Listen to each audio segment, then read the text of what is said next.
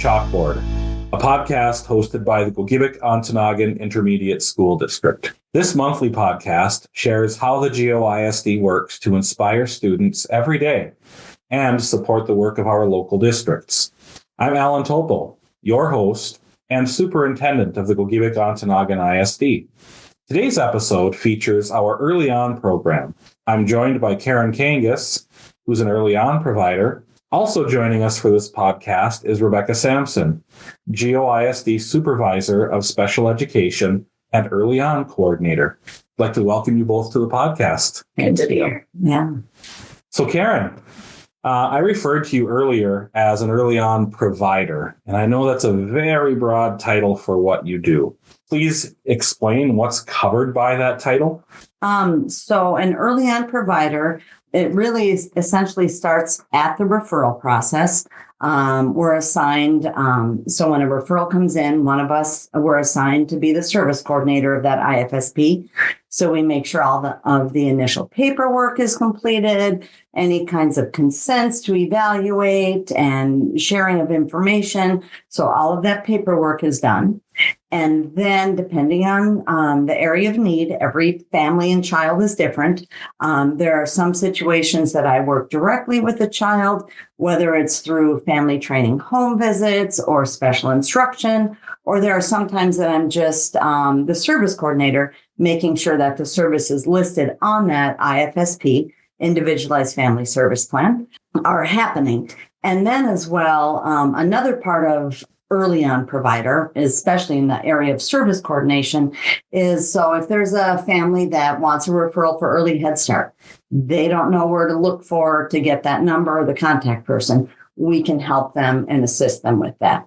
Or if there's a family that needs a recipe for homemade Play-Doh, we're able as well then to help, so that's part of the service coordination part, connecting families with, what they need. So you're willing to share your secret recipe for homemade Play-Doh? Yes, I perfected it. Yes. Mm-hmm. Early On is the term that's used for the program and the service. Could you talk about how a child becomes eligible for this, or who's eligible for this service? The Early On age is from birth up until the day before a child turns 3. And anyone can make a referral for our Early On program. Just because a referral is made doesn't necessarily guarantee the child will qualify for services, but we still go through that referral process. So there are 3 ways that a child can qualify. It's through an established medical condition. There's a big list in the Early On website that goes through all of those medical conditions. Then there's a 20% delay. And actually for infants, it's just any delay will qualify an infant, because we know that their progress happens so quickly that we really need to address it. So just a delay for an infant will qualify. But then after that, then it's a 20% delay in one of the developmental domains. Or as well, we can use what's called informed clinical opinion. And that means that if we go in and do an assessment with the child, and the child, let's say, is typical, the score is showing that there's no delay. But we just think, you know what, even though that assessment is an awesome, wonderful assessment tool that we are able to use, it just didn't give us the true picture of where that child's functioning. So then we can use from our clinical experience and say, you know what, we think that this child does indeed need services.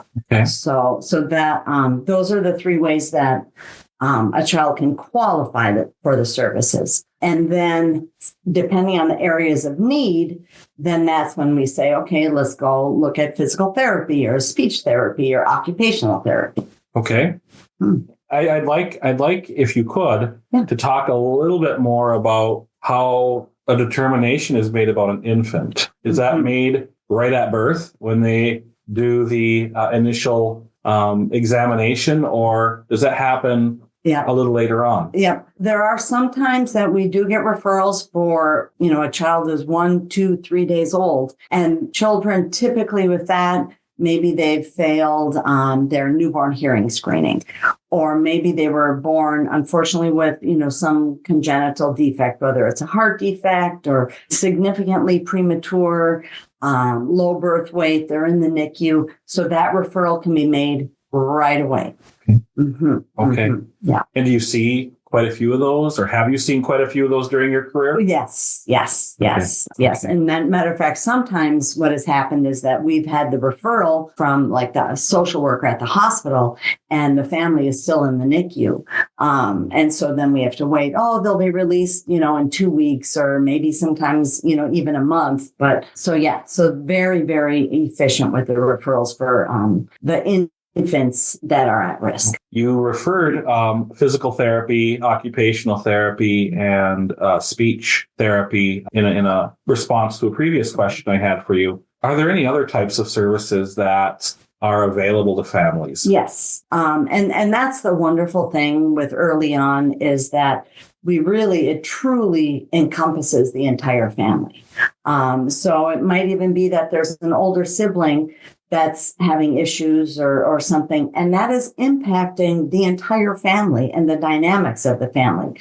So there might be sometimes that the school social worker will come in and give some guidance and support. Or it might be that the behavioral consultant might come in and offer that kind of support, because we're, and that, again, it's the beauty of early on is that it truly is the entire family dynamics, and every family is different. We can embed that school social work if needed, behavioral consultant. We've as well, very, very thankful that we have the school nurses with the ISD. So we've involved Katie with some more medically fragile, because we don't want to miss anything. Mm-hmm. Recommend this, but then that might be detrimental because of an established medical condition. Okay. So it's really, really nice to have access as well to the school nurses to get that feedback too. Terrific.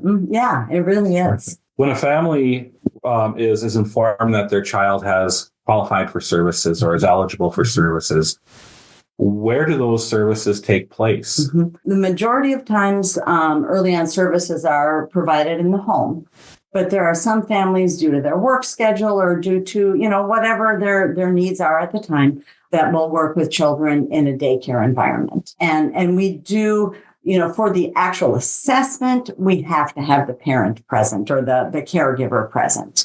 That we have to. But then it's up for the family to make that determination. And there are some families that say, maybe could we do every other week? 1 week at daycare, the next week, at home. Or then there are some families that say 3 times a month at daycare, 1 time a month at home. So it all, and that's fluid as well. That can change. So that's, it makes it very, very convenient for the family. So this can the services can take place in any type of daycare setting, correct? Yes. It doesn't have to be a large center. It can be somebody who's running a small program in their home. Yeah. Or maybe it's that grandma is the caregiver, the daycare provider. When the parents are working, we can as well go to grandma's house and work. Then as well, sometimes we've worked with families that, especially now after COVID, where they've had limited experiences with other same age peers. So one huge benefit of now being at Little Learners is that we're able to say, hey, how about if we meet Johnny this week, at Little Learners, because there are the other same age peers to interact with. Then there are sometimes even where the mom has said, every time I go to Super One, he's just screaming, he's just crying, he's just whatever. I've met families and provided services to assist in that at Super One, at the Depot Park during the summer. So it's really nice. It really, truly can happen anywhere. Anywhere where there's other, same age peers, where we would find, other children of that age. That's great. Yeah. So one of the services that's available through early on, you've mentioned in the past, is caregiver coaching. Mm-hmm. Could you share a little bit more about that with us? So, and we all provide that, but like Tracy and Mark and myself, we kind of really zoom in on that. And that is essentially really what it all boils down to. All of this is that we are providing guidance. We are modeling activities. We are sometimes giving handouts. We're, providing whatever the materials that the family kind of learns best with. And so we're in there as that coaching, the parent, and trying to explain to them how important it is to have playtime and limit screen time and, things like that. But we really always stress that the magic truly happens is in between the visits, because we're only there once a week or sometimes even every other week, depending on the family, schedule and things like that. And so we really try to show the importance to the caregiver. Carry over of what we're doing needs to happen as many times throughout the day as possible. The caregiver really needs to be committed to following through with what you show them. Yes, exactly. In order for this to be really successful. Right. And I imagine most, if not all, are really dedicated to making sure that they're following your instructions. Yeah. And that's why it's so important, and I'll kind of diverge off the topic. That's all right. Go ahead. But and that's why it's so important to really initially, when you get that referral, to go through their daily routines and okay, what is it like when they're waking up? What is it in that morning when they're alert and wanting to be played with? What is it at lunchtime?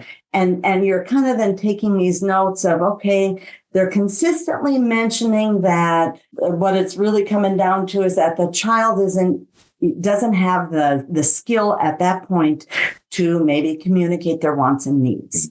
And so that's causing frustration. And then that frustration turns into tantrums. And then those tantrums turn into, frustrated parents and caregivers and things like that. So really initially taking that time to figure out throughout the day, where can we sneak in that magic? And make it as convenient and easy as possible for the parent to really show that it's not this big formula, and it's not this big, you don't need all these fancy toys or fancy books or things on you can embed these little things throughout the day. We've talked about a lot so far in the time we've been together, Karen, about early on. And I know there's just a mountain of information out there about this.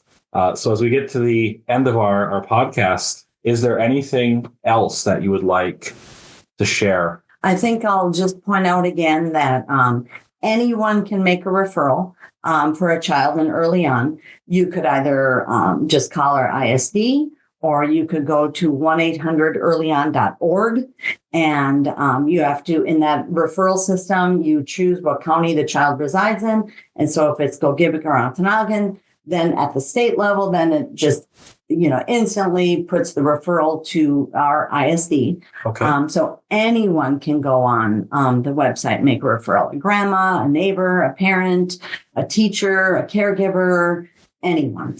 Okay. So there's that, that anyone can make a referral, to really kind of muddy the waters. So there's not only early on, but a child can almost be what we would call kind of dual enrolled.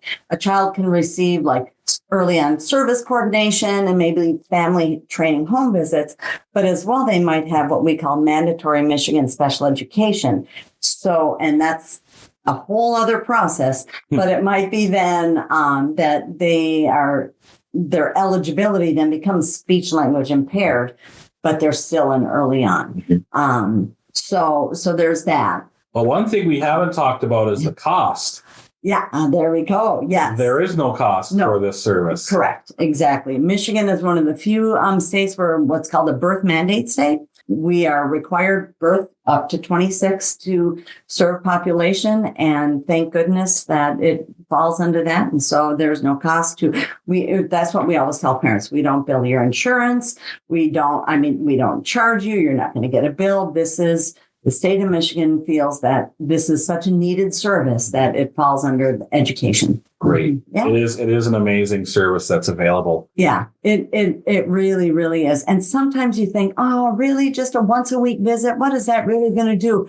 But honest, it impacts you. And when you knock on the door, their little faces are waiting at the door or knocking on the window, waving while you're walking up. Or if you see them out in the community, then, so they're just, you really, really do become like, you get invited to birthday parties. I mean, you become like an extended family member. You really do. I'll bet you do. Yeah. I'll bet you really, truly do. Mm-hmm, mm-hmm. Well, before we finish up, Karen, I ask everybody who comes on a podcast what they like most about their work. Mm-hmm. And so I'm going to ask you the same question. Yeah. What do you like most about what you do? Yeah. I love working with the families. There's just a wonderful, wonderful support system with coworkers. So that is just absolutely fantastic.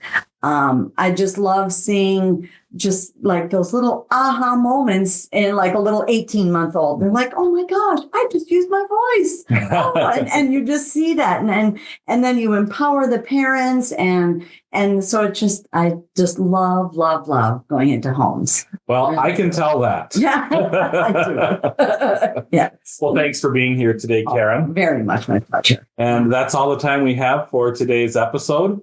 Our next episode, featuring our career and technical education programs, will be posted later this month. If you have questions about today's episode, please feel free to contact Rebecca Sampson at rsamson, SAMSON, at goisb.org. Thank you for listening and have a wonderful day.